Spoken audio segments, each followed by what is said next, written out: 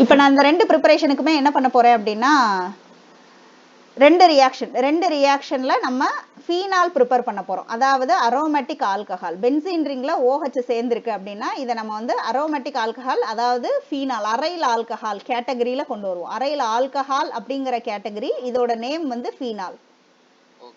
இப்ப இந்த ஃபீனால ப்ரிப்பேர் பண்றதுக்கு ரெண்டு முக்கியமான மெத்தட் இருக்கு. அந்த ரெண்டு முக்கியமான மெத்தட் இங்க சொல்ல போறேன். ஃபர்ஸ்ட் எதுல ப்ரிப்பேர் பண்ண போறோம் அப்படின்னா வெறும் பென்சீன் ரிங் வச்சு ப்ரிப்பேர் பண்ண போறோம். இந்த பென்சீன் ரிங் வச்சு ப்ரிப்பேர் பண்ணும்போது பென்சீன்ல என்ன பேசிக் ரியாக்ஷன் நடக்கும் நான் கொடுத்திருக்கேன், செக் பண்ணி சொல்றீங்களா? சொல்றேன்.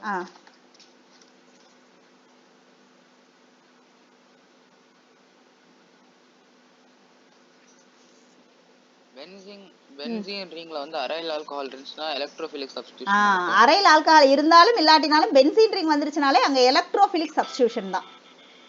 சரியா? எலக்ட்ரோஃபைல்னா அது மேல என்ன சார்ஜ் இருக்கும்? எலக்ட்ரோஃபைல்னா அது மேல நெகட்டிவ் சார்ஜ் தானே? கிடையாது. நியூக்ளியோஃபைல்னா தான் அதுக்கு மேல நெகட்டிவ் சார்ஜ். எலக்ட்ரோஃபைல்ங்கிறதோட அர்த்தம் இருங்க அர்த்தத்தை சொல்றேன். இருங்கப்பா எலக்ட்ரான் சீக்கிங்ட்டே எலக்ட்ரான் எப்படிப்பா இருக்கும்? அப்ப எப்படி நெகட்டிவ் சார்ஜ் இருக்குங்கிறீங்க? இதுக்கு பேரு எலக்ட்ரான் சீக்கிங் ஸ்பீசிஸ். இதையும் நம்ம போன வருஷமும் பார்த்திருக்கோம், இப்பயும் அடிக்கடி பார்த்திருக்கோம். Electron seeking species. Electron seeking species அப்படின்னா அது மேல பிளஸ் சார்ஜ் இருக்கும். அதாவது எலக்ட்ரோஃபைல ஈங்கிற லெட்டரால நம்ம இண்டிகேட் பண்ணோம்னா E+. இதுதான் electrophilic substitution electron seeking species. E+ இருக்கும். இந்த E+ என்ன செய்யும்னா இங்க பென்சீன் ரிங்ல ஒவ்வொரு கார்பன்ல எத்தனை ஹைட்ரஜன் இருக்குன்னு சொல்லுங்க பார்க்கலாம். CH3 எல்லாத்துலயும் CH3 இருக்கும்.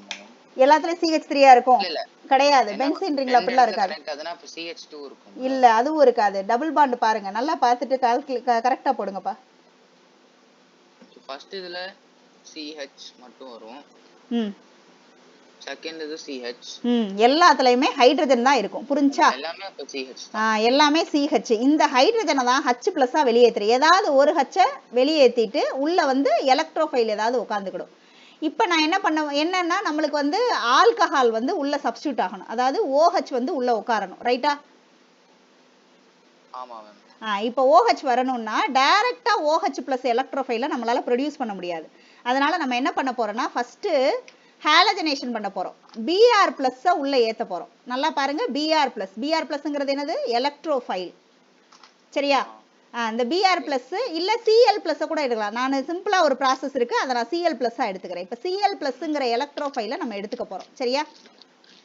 இப்ப இந்த Cl+ டைரக்டா வந்து காத்துல எல்லாம் இருக்காது. அப்ப இந்த Cl+ ப்ரொடியூஸ் பண்றதுக்கு என்ன பண்ணணும்? நம்ம வந்து Cl+ HCl ல இருந்து எடுக்கணும். இல்ல, HCl போட்டுருந்தீங்கன்னா Cl- தான் வரும். நான் பாராட்டுறேன், ஆனாலும் HCl போட்டுருந்தீங்கன்னா Cl- தான் வரும். நம்ம என்ன எடுக்கணும்னா Cl2 AlCl3. நல்லா கவனிச்சுக்கோங்கப்பா. இந்த எலக்ட்ரோஃபைல் ப்ரொடியூஸ் பண்றதுக்கு இந்த AlCl3 ரொம்ப ரொம்ப முக்கியம். AlCl3க்கு பதிலா வேற ஏதாவது ரியாஜன் ஆட் பண்ணலாமான்னு கேட்டா இருங்க AlCl3க்கு பதிலா வேற ஏதாவது ஆட் பண்ணலாமான்னு கேட்டா FeCl3 கூட ஆட் பண்ணிக்கலாம். ஆனா இந்த ரெண்டை தவிர்த்து வேற மாறாது. சோ இது ரெண்டையும் நீங்க ஆட் பண்ணனதுனால உருவானதுதான் இந்த எலக்ட்ரோஃபைல். இந்த எலக்ட்ரோஃபிலிக் ஸ்பீசிஸ் தான் தூக்கிட்டு போய் நம்ம என்ன பண்ண போறோம், ஒரு H வெளியே தூக்கிட்டு இந்த Cl உள்ள போய் எடுத்து வச்சுக்க போறோம். சரியா?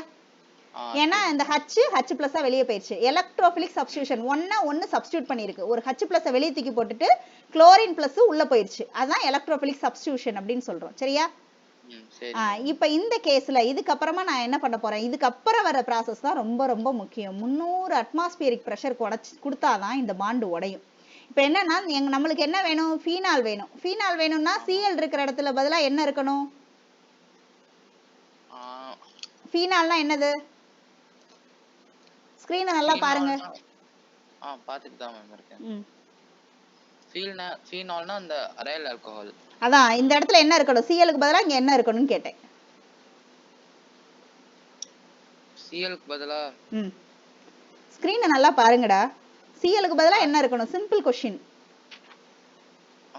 OH இருக்கணும். சாரி OH இருக்கணும். இந்த Cl இப்ப தூக்கிட்டு உள்ள OH கொண்டு வரதெல்லாம் சாத்தியமே கிடையாது. ஏன்னா இந்த இடத்துல பென்சீன் ரிங்கா இருந்துச்சுன்னா என்ன செய்ய முடியும், நம்மளால H+ தான் வெளியே தூக்க முடியும். தூக்கிட்டு வேற எலக்ட்ரோஃபைல் தான் உள்ள வரும். ஆனா இங்க Cl- தூக்கிட்டு OH உள்ள கொண்டு வரணும்னா ரொம்ப கஷ்டம். அதனாலதான் 300 அட்மாஸ்பியரிக் பிரஷர் கொடுக்குறோம். நம்ம அட்மாஸ்பியரோட பிரஷர் வந்து 1 அட்மாஸ்பியர் தான். இது 300ன்னு மாத்தினா எவ்வளவு பிரஷர் இருக்கும்னு யோசிச்சு பாருங்க. ஸோ ப்ரெஷர் ஹெவியா கொடுக்குறோம். அதே மாதிரி டெம்பரேச்சரும் வந்து 313 டிகிரி கொடுப்போம். அட்மாஸ்பியரிக் பிரஷர் வந்து 1 தானா? ஆமா, நம்ம அட்மாஸ்பியரிக் பிரஷர் வந்து வெறும் 1. ஆனா 300 கொடுத்தாதான் இந்த ரியாக்ஷன் நடக்கும். ஏன்னா சிஎல் தூக்கிட்டு OH வரும். தம்பி நல்லா கவனிச்சுக்கோங்கடா. நம்ம ஓவரால் 11th and 12th ஸ்டாண்டர்ட்ல இந்த ஒரு ப்ராசஸை தவிர்த்து வேற எந்த ப்ராசஸ்லயுமே இந்த சப்ஸ்டியூஷன் நடக்காது. இதுல மட்டும்தான் சிஎல் தூக்கிட்டு OH போகும். மத்த எல்லா இடத்துலயும் பென்சீன் ரிங்ல இருக்கிற H தான் வெளியே போகும். சரியா? ஆனா இங்க பாருங்க சிஎல் வெளியே போயிட்டு OH வருது. இந்த ப்ராசஸ்க்கு நம்ம என்ன பண்ணணும்னா NaOH போட்டு 300 அட்மாஸ்பியர் போட்டு 313 டிகிரி செல்சியஸ்க்கு ஹீட் பண்ணி 313 இல்ல 283 2-3 டெம்பரேச்சர் இருக்கும்டா. உங்களுக்கு என்ன இருக்குங்கிறத பார்க்கலாம். பட் உங்களுக்கு இந்த டெம்பரேச்சர் எல்லாம் கொடுத்துருவாங்க. ஆனா இப்போ வந்து அந்த OH எடுத்துட்டு தான் Cl வந்திருக்கும். Cl எடுத்துட்டு தான் OH வந்திருக்கும். Cl எடுத்துட்டு தான் OH வந்திருக்கு. இங்க எங்க Cl வரதுக்கு முன்னாடி OH தான் இருந்திருக்கும். அப்படியா இருந்துச்சு? பென்சீன் ரிங்ல என்ன இருந்தது? இதுக்கு பேர் தான் பென்சீன் ரிங். வெறும் பென்சீன்.